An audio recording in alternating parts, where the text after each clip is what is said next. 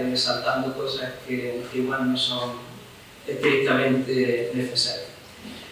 La primera cuestión sería que cuando hablamos de la tributación de las entidades deportivas sin ánimo de lucro, yo tengo que hablarles del marco normativo de las federaciones autonómicas y de los clubes.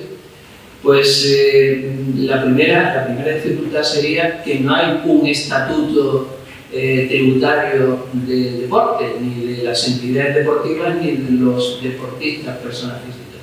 Y por tanto eso nos lleva a que tengamos que ir a la legislación y tener que buscar en la legislación. Yo ahora en la medida intentaré que esto no sea una ponencia estrictamente jurídica, pero bueno, en algún caso aparecerá alguna ley y en esa ley o en esas leyes tenemos que buscar si hay alguna especialidad o alguna especificación que afecte al ámbito deportivo, en este caso al ámbito deportivo de las entidades deportivas.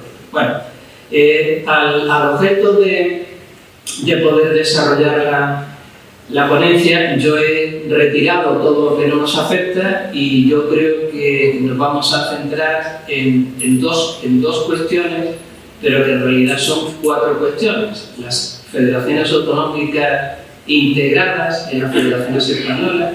Ustedes dirán, pues todas las federaciones autonómicas están integradas en las españolas. Pues no, todas no.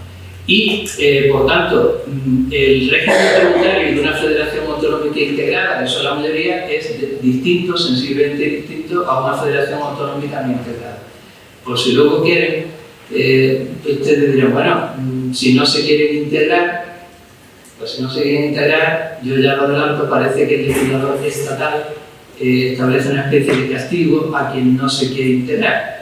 Pero, ¿y las federaciones autonómicas que no se pueden integrar en la española porque no hay española? ¿Eso está resuelto? ¿No está resuelto? Bueno, pero me temo que al hacer el análisis jurídico-tributario tenemos que distinguir las federaciones autonómicas integradas, que será lo normal, y las federaciones autonómicas no integradas. Y luego, en relación a los clubes deportivos, que es lo que les interesa, pues yo creo que también hay que distinguir entre clubes deportivos de utilidad pública y clubes deportivos que no tienen utilidad pública. Por tanto, lo que teóricamente sería hacer un análisis jurídico de 2 grandes entidades, las federaciones frente a los clubes, ahora resulta que nos va a ser necesario distinguir 4 niveles. Las federaciones integradas, las no integradas, los clubes de utilidad pública y los clubes deportivos que no tienen denominación. Lo que la ley del deporte, la ley estatal, yo creo que a mi juicio de manera muy errónea llama clubes básicos y clubes elementales. De manera muy errónea por muchas razones.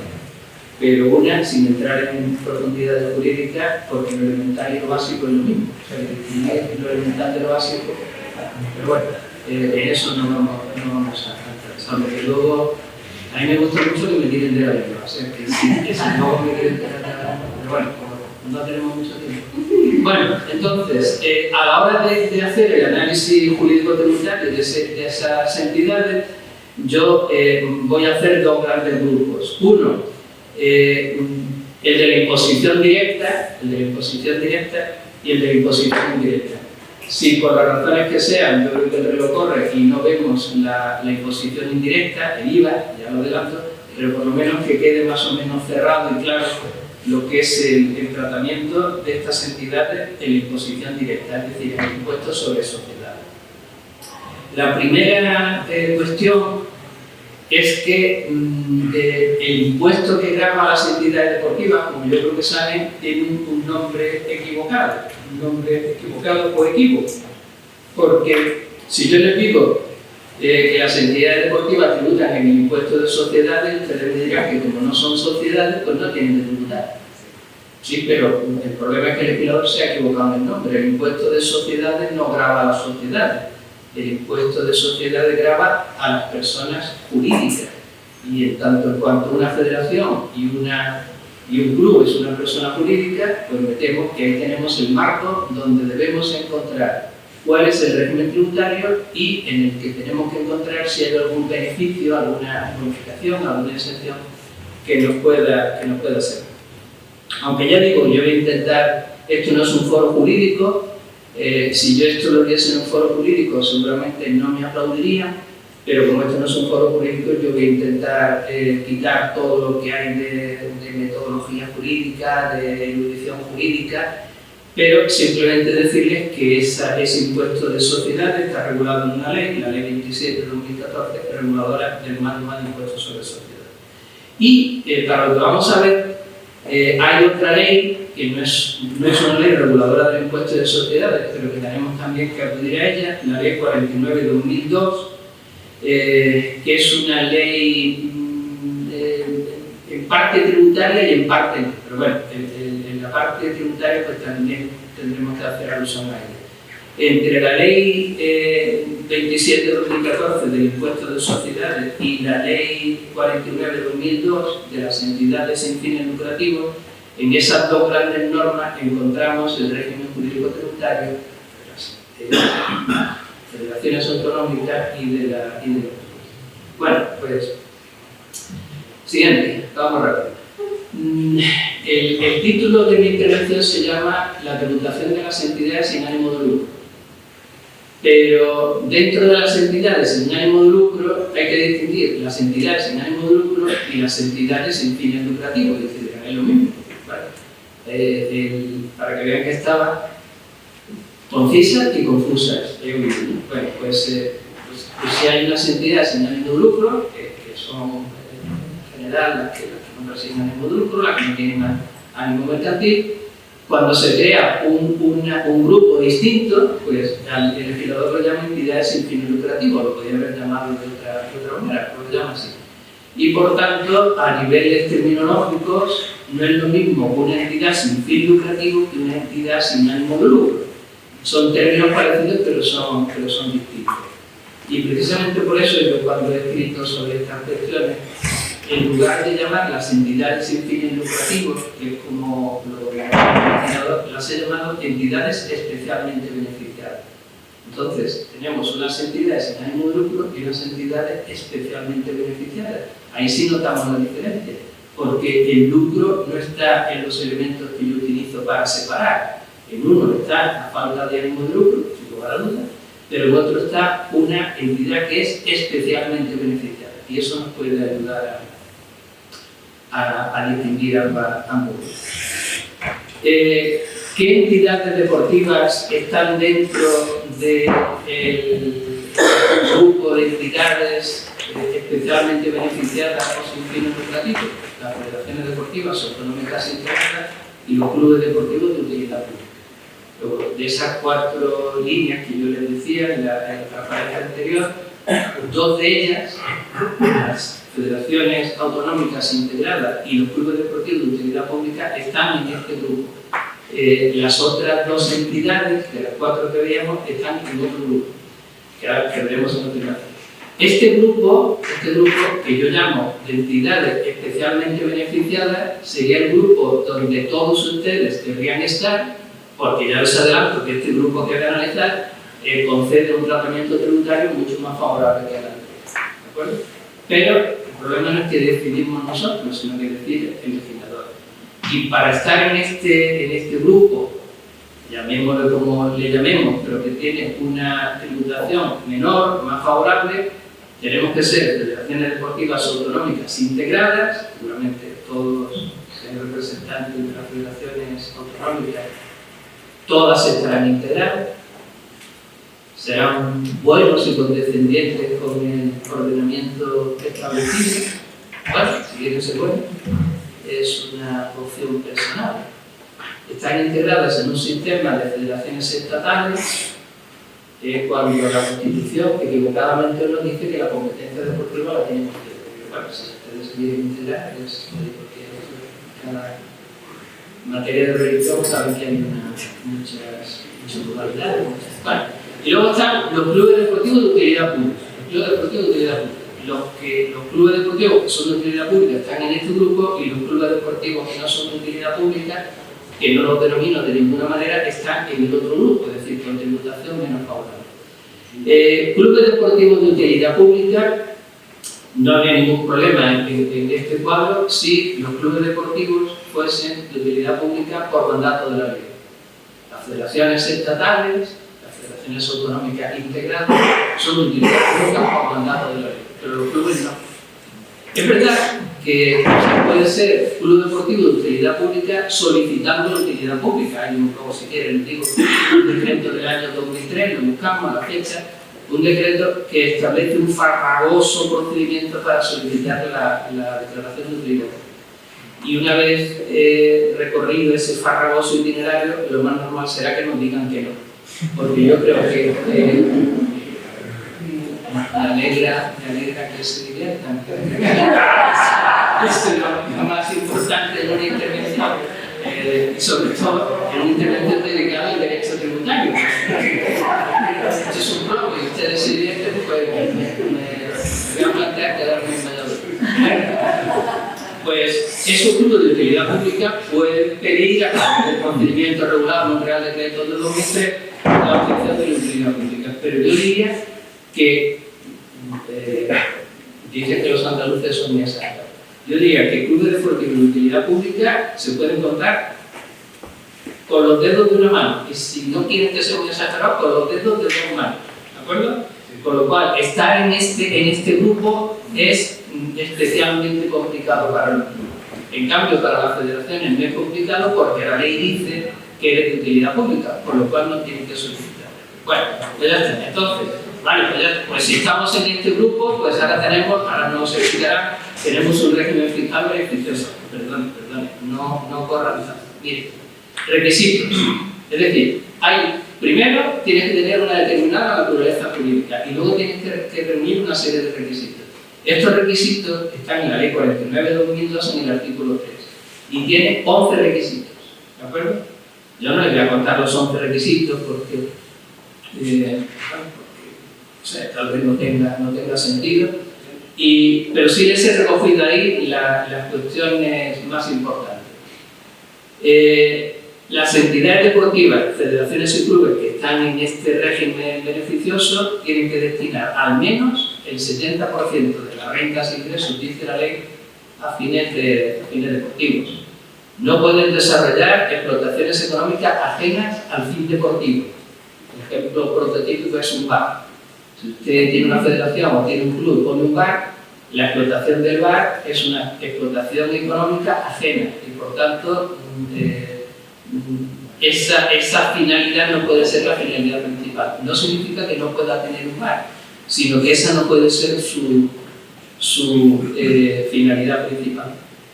Tienen que cumplir obligaciones contables, rendición de cuentas, memoria económica, auditoría, etc. Y luego, un requisito importante es que si tenemos la naturaleza jurídica apropiada, cuadro anterior, y reunimos todos los requisitos del artículo 3 de la Ley 49 de 2002, tenemos que ejercer el derecho de opción. Es decir, tenemos que ir a la delegación de la agencia tributaria y decir, mire usted, yo tengo esta naturaleza jurídica, creo que cumplo todos los requisitos y quiero ejercer mi derecho de opción. Porque si cumpliendo todos los requisitos no ejerzo el derecho de opción, no estoy en este grupo tributario de entidades especialmente beneficiadas. Estaré en el siguiente que viene a continuación. ¿De acuerdo? Igual voy muy rápido, pero entidades que tienen una determinada naturaleza jurídica, entidades que tienen que reunir 11 requisitos que están en la Ley 49 de 2002, no en la Ley del Impuesto de Sociedades. Y ahora vamos a ver por qué esto yo lo llamo régimen de entidades especialmente beneficiadas. Porque miren, si repasamos ahí, casi todas las rentas o ingresos que se obtienen están exentos. Casi todos, no todos, casi todos. Las cuotas de asociados, las subvenciones, las donaciones, los dividendos, los intereses, los alquileres, lo que obtenemos por prestación de servicios deportivos directamente relacionados con la práctica deportiva, las explotaciones económicas auxiliares y las explotaciones económicas de escasa relevancia. Bueno, entonces, si nos paramos aquí, que es donde está la singularidad, que es lo que andamos buscando, pues encontramos que la fuente de ingresos que podríamos considerar normales, lo que pagan los asociados, la subvención que obtenemos de una entidad pública, la donación, los dividendos, los intereses, o si tenemos una cuenta bancaria, los alquileres, si tenemos un local que alquilamos, todo eso está exento. Eso no hay que tributarlo en el impuesto de sociedad. Lo que sí, como la transparencia pone exención, lo que no estaría exento serían las explotaciones económicas. Ya hemos visto antes que el legislador entiende que la finalidad de una entidad sin fin lucrativo no debe ser el desarrollo de explotaciones económicas. Pero mire, y por eso verán por qué lo llamo especialmente beneficiadas, las explotaciones económicas auxiliares también están exentas. ¿Y qué se entiende por una explotación económica auxiliar? Aquellas cuyos ingresos derivados de esa explotación no superan el 20% de los ingresos totales. Por lo cual yo puedo tener una explotación que yo creo que es auxiliar, o lo instrumento para que sea una explotación auxiliar, y si esa explotación económica auxiliar no supera el 20% de los ingresos totales, los rendimientos de esa explotación también están exentos. Y luego, las explotaciones económicas de escasa relevancia. Fíjense, es un cuadro, lo comprendo, fíjense, digamos, explotaciones económicas de escasa relevancia, aunque sean ajenas a la actividad deportiva, aunque sean ajenas. Y por tanto, dirán, bueno, pues si yo tengo una pequeña explotación económica ajena, también está exenta, vamos a ver qué se considera explotaciones económicas de escasa relevancia. Y dice la ley, las que tienen un volumen de ingresos que no supera los 20.000 euros. Con lo cual, si yo tengo una explotación económica, un bar, ejemplo que decía prototípico, y a través de esa explotación económica no supero los 20.000 euros del ejercicio económico, el ingreso del bar también estaría así. Por tanto, pues, yo diría, no, pues está muy bien, yo quiero estar en ese grupo, porque la fiscalidad es beneficiosa. Y es más, yo tengo ahí, yo les he recogido una serie de figuras conocidas, las normales, pero por ejemplo, ¿quieren que les pregunte o no? ¿Sí? Sí. Que en el momento en que hago preguntas ya dejo de ser simpático, que no fuera, pero bueno, ya verán cómo no se ríen. Vamos a ver, y si esas entidades obtienen dinero a través de un contrato de patrocinio publicitario, ¿ese dinero está exento o no está exento? Depende. Esa es la de pago. Depende de qué depende. Está cantando, depende de qué depende. ¿De qué depende? Depende de la cantidad y el presupuesto que tengo. Depende de la cantidad del presupuesto. ¿Alguien más quiere ver lo antipático que son? ¿Alguien más quiere? Si está acogido, Si es un patrocinio, no está exento. Si es un patrocinio, no está exento. si está acogido al proyecto de barra de competidor, es un ingreso en impuesto sobre sociedad. Vale. Bueno, pues lamento decirlo que tiene razón el que está a la derecha y están equivocados los que están a la izquierda. Eso a mí me duele muchísimo, pero tengo que decir que los rendimientos obtenidos a través de contratos de patrocinio publicitario, que son contratos mercantiles, están exentos. Y el segundo saco no. ¿Cuál es el segundo caso? El que va a contar usted después. ¿Y cuál?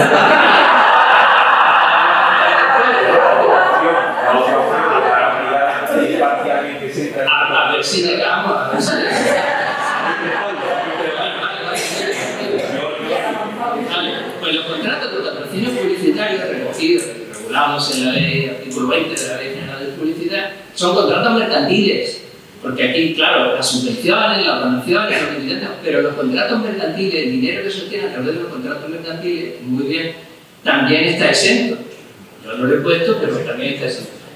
Y los convenios de colaboración empresarial también están exentos. Por tanto, hay pocas cosas que estén sometidas, que estén sujetas y no exentas si conseguimos estar en este grupo y conseguimos cumplir todos los requisitos y si nos hemos acordado de ejercitarlo. Vale, bueno, tengo que decir. Vale. Si hay alguna renta que no esté exenta, el ejemplo de luego prototípico sería los resultados de una explotación económica ajena a la actividad deportiva que supere los 20.000 euros o que supere el 20% de los ingresos totales, tributarían el impuesto de sociedad. Pero fíjese, una cuestión importante, al 10%. Pero al 10% les parecerá bien o les parecerá más, pero como luego vamos a comparar, al 10%. Es verdad que estas entidades están obligadas a declarar la renta 60 y la renta emergente, es decir, que la obligación de declarar no está vigente, tienen que declarar. Y eso nos llevaría, no hay lugar a lo que se llama presión fiscal indirecta, pero bueno, tienen que declarar. Están obligadas a soportar retenciones, es decir, que si el que entregue la renta o ingreso retiene, están obligadas a soportar la renta y están obligadas a llevar la contabilidad. Por tanto, tipo del 10%, ahora veremos un tipo bajo, y yo creo que dentro de este régimen no podemos evitar la llamada presión fiscal indirecta. Tenemos que hacer una contabilidad que si no sabemos hacerla tendremos que pagar a quien la haga, tendremos que presentar la declaración del impuesto de sociedades, que no es una declaración fácil, y si no sabemos hacerla tendremos que pagar a quien la haga, y por tanto ahí se derivarán unos gastos que es lo que la doctrina llama presión fiscal indirecta. No es la presión fiscal relativa a cuotas, sino la presión fiscal derivada de gastos o pagos que tenemos que hacer para poder cumplir con las obligaciones. Bueno, ahora entramos en otro grupo, que es el de las entidades sin ánimo de lucro, genéricas, normales, y que para compararlas con las entidades especialmente beneficiadas, pues yo las llamo entidades parcialmente exentas.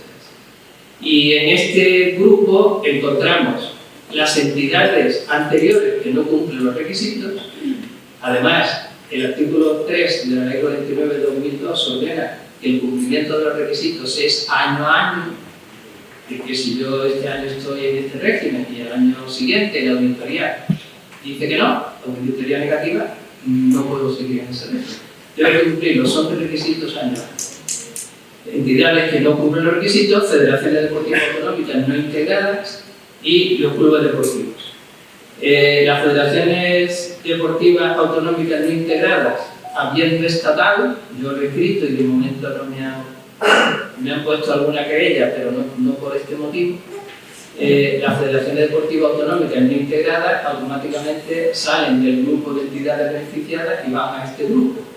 Yo lo he dicho, lo he escrito, que me parece que es una manera de coartar o de impulsar que todas las federaciones autonómicas estén integradas en la que llaman española, que no existe, yo la llamo federaciones estatales. Pero bueno, si hay federación estatal y usted federación autonómica no se integra, aparte de otras consecuencias, desde el punto de vista tributario usted saldrá perjudicado. Y, como decía antes, si una federación autonómica no está integrada porque no hay estatal, usted también está fuera del sistema primero. Entonces, en el sistema segundo, que ya hemos dicho, ya he anticipado, eso ahora se llama spoiler, que es un sistema menos favorable. Bueno, y luego los clubes deportivos que no son de utilidad pública porque no lo han conseguido.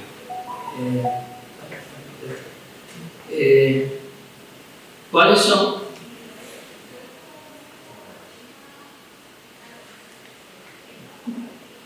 Sí, el siguiente. ¿Cuáles son las...? Es que lo que ustedes ven yo no lo veo. Ahora, ¿cuáles son las rentas 60 de estas entidades que acabamos de decir? Pues miren, que esto da pena. Rentas por actividades en el desarrollo de su finalidad específica. Bueno, adquisiciones o transmisiones a título lucrativo, es decir, que ahí una donación o un donativo se estaría exento. Y transmisiones onerosas, yo transmito, obtengo una ganancia patrimonial y si yo reinvierto hay una exención, pero esa exención está sujeta a que haya una reinversión. Yo vendo en una ganancia patrimonial y si reinvierto no hay ganancia. Esa ganancia, bueno, hay ganancia pero está exenta. No voy a preguntar ahora y no lo voy a preguntar. Y si esa entidad recibe un dinero de un patrocinio publicitario, ¿estaría exento o no? No lo voy a preguntar porque está claro que no. Y si recibe dinero de un contrato de un convenio de colaboración empresarial estaría exento? No, automáticamente y solo lo que hay ahí, solo lo que hay ahí. ¿Y si una entidad tiene un alquiler? No. ¿Y si una entidad de este tipo tiene un dividendo? No, porque la ley dice exclusivamente esto, exclusivamente esto. Por tanto, entenderán por qué a la primera la llamamos especialmente beneficiada, porque la exención en la primera es enormemente amplia y en cambio es totalmente. Pero miren, vamos a más. ¿Cuál es la tributación de las rentas no exentas? El 25%. La sentencia que hay una diferencia muy importante. Si yo estoy en el grupo A, eso era una serie. Si yo estoy en el grupo A, casi todo está exento y de lo poquito que no está exento usted me cobra el 10%. En cambio, si estoy en el grupo B, casi todo está sujeto y además usted me hace tributar el 25%. ¿Por qué? ¿Puedo preguntar? Una sociedad mercantil, ¿qué tipo impositivo paga en el impuesto de sociedades? ¿El 40? ¿El 35? ¿El 25? ¿El mismo? Antiguamente no. Antiguamente podíamos entender entidades deportivas al 10%, entidades deportivas al 25% y entidades deportivas al 35%, pero eso se ha quitado. Con lo cual, el estar en este grupo, en el que no elijo yo, ya lo he explicado antes, son requisitos, me obliga a tributar por la mayor parte de la renta y a tributar al tipo del 25%, sensiblemente mayor que el 10% y casualmente igual que el de una sociedad mercantil. Y, por supuesto, no cabe duda, están obligadas a declarar la renta 60 sin exenta, a soportar retención y a llevar contabilidad. Hay en la ley, esta vez, en la ley de sociedades, hay un artículo, que luego si tienen interés lo cuento, un artículo que establece la posibilidad de eludir la obligación de declarar. La posibilidad de eludir la obligación de declarar. Ese artículo conlleva que se cumplan 3 requisitos y yo me atrevería a afirmar que cumplir los 3 requisitos de manera acumulativa es de imposible cumplimiento. Por tanto, hay una norma que dice que no se preocupe, que usted no tiene ánimo de lucro, pues yo le voy a dar un régimen para que usted no tenga que declarar, para minorar la imposición, lo que hemos llamado presión fiscal indirecta. Pero yo diría que ese requisito, luego si tienen interés se lo cuento, es de imposible aplicación, por lo cual todo este tipo de entidades van a tener que no solamente pagar, sino pues hacer toda esta serie de obligaciones que les acabo de decir. Hay más diferencias entre un grupo y otro, más diferencias a favor del primero, pero yo las he eludido por no cansarles y porque, sobre todo ahora que ya tenemos que ir a tomar café. Bueno, pues nada, ya. Le damos unos minutos.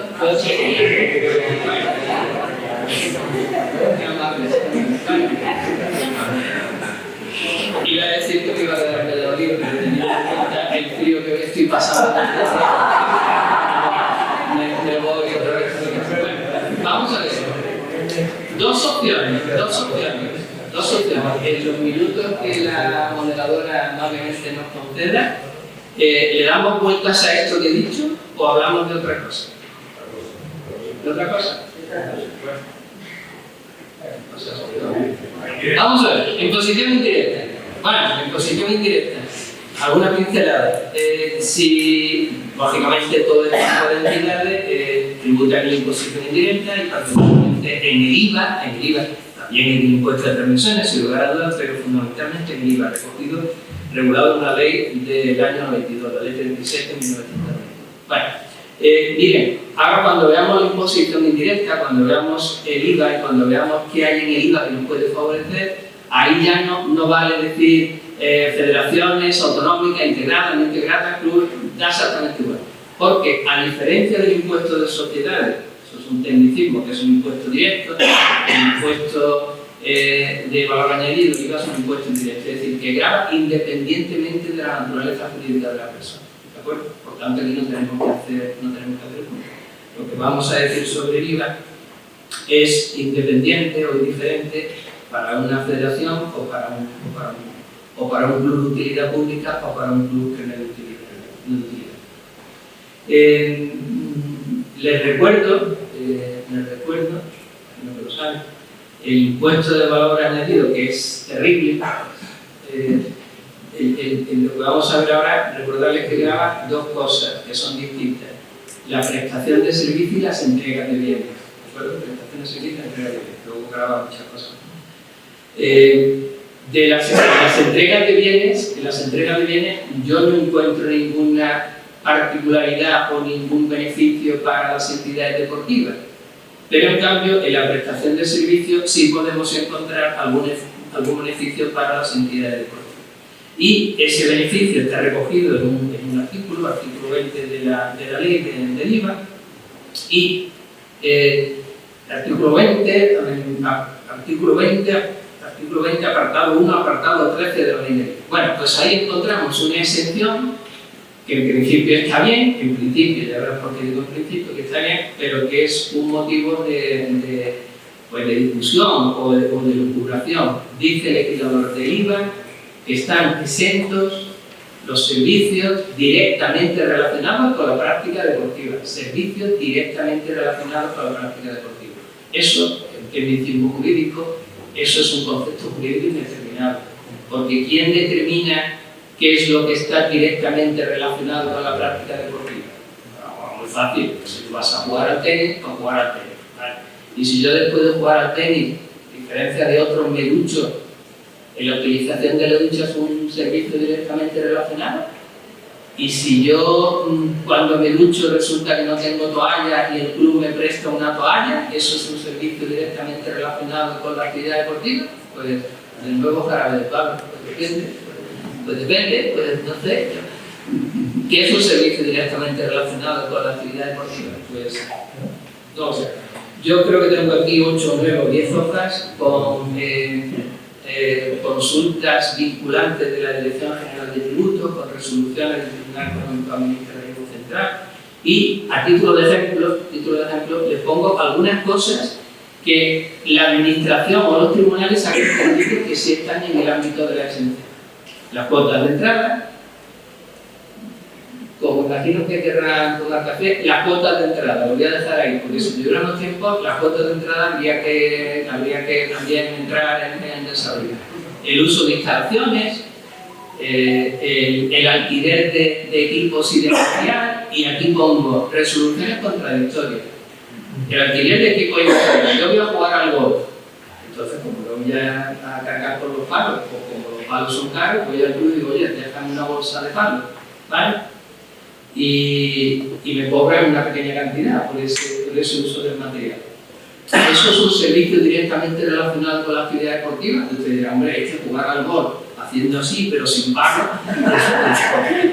Es muy aburrido, salvo que tengas un espíritu más sólido y digas, ¡oh, estoy casi en el hoyo! Esa práctica deportiva no se ha inventado todavía, acabo de dar una primicia. Entonces, pues si nos ponemos a buscar, resulta que hay resoluciones de la Dirección General de Tributos que dice que el alquiler de los palos para jugar al golf es un servicio directamente relacionado con la práctica deportiva y está exento. Muy bien, pero si seguimos leyendo, leer más, ya lo saben, pues encontramos otra resolución de la misma Dirección General de Tributos que dice que el alquiler de los palos para jugar al golf no es un servicio directamente relacionado con la práctica deportiva. Entonces, lógicamente, los juristas utilizamos la resolución 114, que es la que me interesa, y obviamos la 187, que no nos interesa, porque ya se encarga la administración de directa y quita la 187. Bueno, yo he puesto resoluciones contradictorias. Las cuotas de entrada parece que sería un ingreso exento, el uso de instalaciones, pagar por usar una instalación, la impartición de cursos, pero todo esto hay que entenderlo con un sentido muy relativo, porque la tipificación de la exención en la ley es muy genérica, y porque luego está la interpretación a veces contradictoria de la administración tributaria. Que si no saben, se lo digo yo, su fin es recaudar.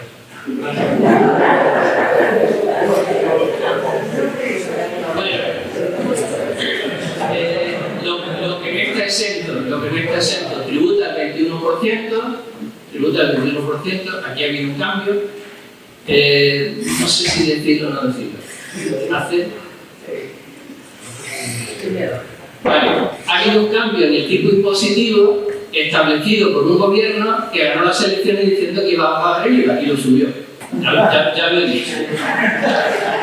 No he dicho el nombre. Por tanto, anteriormente, si llevan unos años trabajando en esto, verán que el tipo impositivo era del 10, ahora es del 21. Y entonces hay que dar las gracias al gobierno que lo implantó.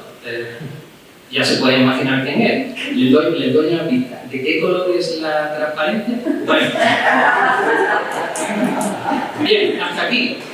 Bueno, pues ya está. Tenemos que buscar servicios directamente relacionados. Si lo conseguimos, está exento. Y lo que no lo consigamos, pues tributa al tipo del 21%. Pero aquí hago una pequeña observación. Vamos a ver.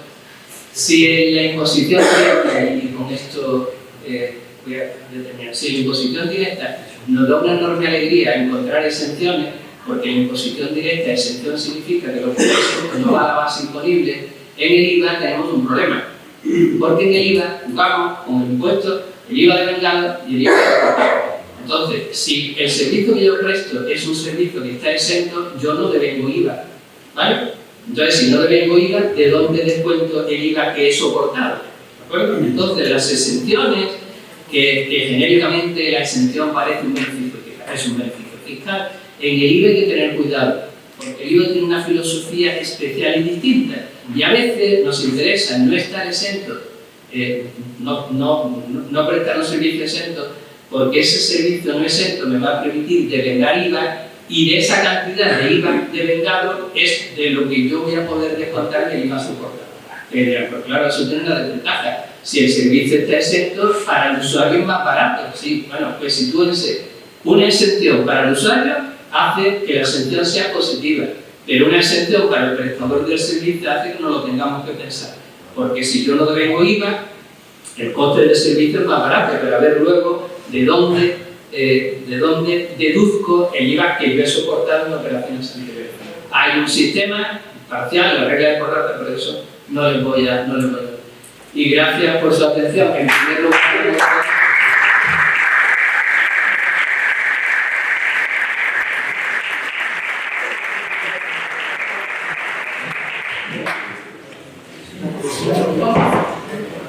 muy cortita porque no es...